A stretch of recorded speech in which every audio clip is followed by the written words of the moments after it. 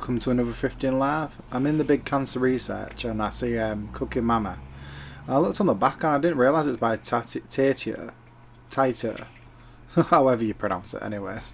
But it was actually, it was £1, but there was actually an offer out of Unmarked Games for £1. So I could have got more if I wanted, but there wasn't much else to choose from. I mean, I suppose I could have got Gears of War 2 and Saints Row and maybe the crackdown about the front cover, but I decided not to bother. What I've got all of them anyways, so I just paid the £1 for Cooking Mama, which was fine. It was in really good condition as well, and CEX sold that for £6, so it was a no-brainer. And I'm looking on the spindles at the games. I've seen a bunch of stuff like SmackDown 2011, not really standing out yet, but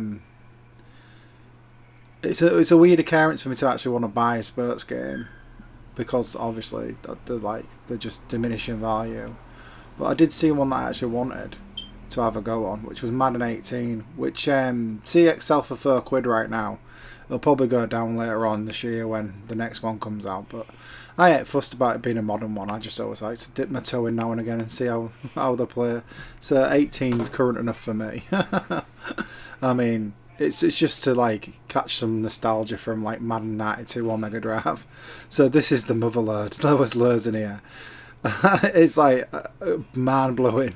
Like Marvel vs Capcom 3 and Tony Hawk's American Wasteland. Marvel vs Capcom is £6 game. Red Alert £6. So's Grand Theft Auto 5. So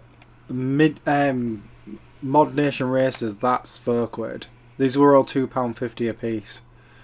And Ratchet and Clank is also £6. But Tony Hawk's, the CEX sell that for £18. It's always one that's on my radar. I do really like that game as well. It's probably one of the better Tony Hawk's games. Bioshock Infinite I didn't bother with because that's the same price in CEX. Actually, if it's just £2 in CEX, it was dearer. The only other one on there worth getting would have been Need for Speed Most Wanted, but I already had that anyway, so I ain't that fussed about that. But yeah, what a haul just from one charity shop, and the main event being American Wasteland. £2.50 for that is absolute steal. So yeah, I was buzzing after that one. I was in a real good mood. I was like, I thought it was like, what? I think it was the second charity shop I went in that day. So we're a bit further down. We're in Cottingham now. The last one was in Cottingham as well. I saw Final Fantasy X, and the history with Final Fantasy X is it launched my entire thrifting career. I used to buy it all the time, and I was humming and ahhing maybe like one last time. I saw Shrek 2 again for £2.50. I was like, sorry Omega, I didn't buy it. I couldn't bring myself to do it after finding all those real good games. But if I see it for £1, I might pop on it. I was eyeing up Iron Man as well, because I've always wanted to go on that, even though I've heard mixed things about that game. Yeah, Star Wars Episode 3 as well. Don't get me wrong, these were like good titles. I mean, even Project 8, Tony Hawk's would have been okay for the money. But with £2.50 is a bit close to the bone. I was just about to put that back, but then I was like, let's just pick it up one last time for old time's sake. I have got like a black label version that sticks on my shelf, but I'll put the platinum one next to it. And Iron Man was thrifty because it come in 50p cheaper than CEX because they sell that for £3. Final Fantasy X, however, has gone down to £2, so I paid 50p over the odds for a platinum version. But they all had Granger Game stickers on these games. You know where all their stock ended up now then. Unless someone's just donated them and never took the sticker off, but I doubt it. It's probably old stock. So yeah, I popped on them too. And then we're in town now. And I see loads of Lego on the spans, but they're all them Dimension games that aren't really worth out without all the the ones that come with the toys. But I did see Destiny 2. I've been meaning to pick this up, to be fair. I've never played number 2. I've always played number 1, but not number 2. So it's like, it was on my radar. And it's coming in 50p cheaper than CEX as well, because they sell it for £4 and it was £3.50 in here. So I decided to pop on that. I did see some PS1 games as well, but the 350 and £2.50. Yeah, they're a bit too expensive for where I'm at on PS1 games, especially because I've got them both as well, and I'd have just been buying them for the cases. Shrek 2 again, this time on PC. I still didn't buy it, but yeah, Destiny 2 for £3.50 is pretty sweet. I'll definitely give that. I'd rather give it to Bernardo's than CX. I thought this was sealed as well, this Command and Conquer First Decade, but it was open. But that might have been worth you a while, but I couldn't be bothered to pick that one up. But yeah, this one always comes good for me. It's nice to see some newer stuff as well, newer Xbox games. So yeah, we're in British Art Foundation now, and I'm just turning these back around for them to see what they were. But it was Bulletstorm and Forza 2. I've already got Bulletstorm and it's only worth £1 anyways. That's how much CX sell it for, I think, now.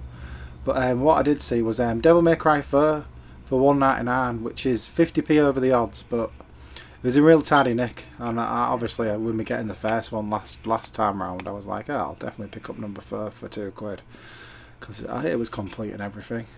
So yeah, why not?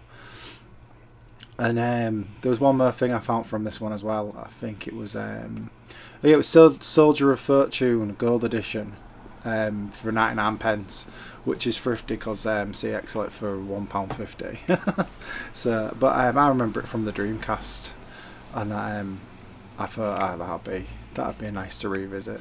And I think if I put it in my fat PS3, it'll probably cut out all the loading. I know the loading times were faster on PS2 because the Dreamcast loading times were horrendous.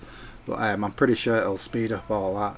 Shrek 2 still here. That's like the three different copies I've seen of that. I think I saw it on DVD in the first one we went in as well. It's haunting me now. I saw this. It's the Starlink starter pack with the Star Fox stuff.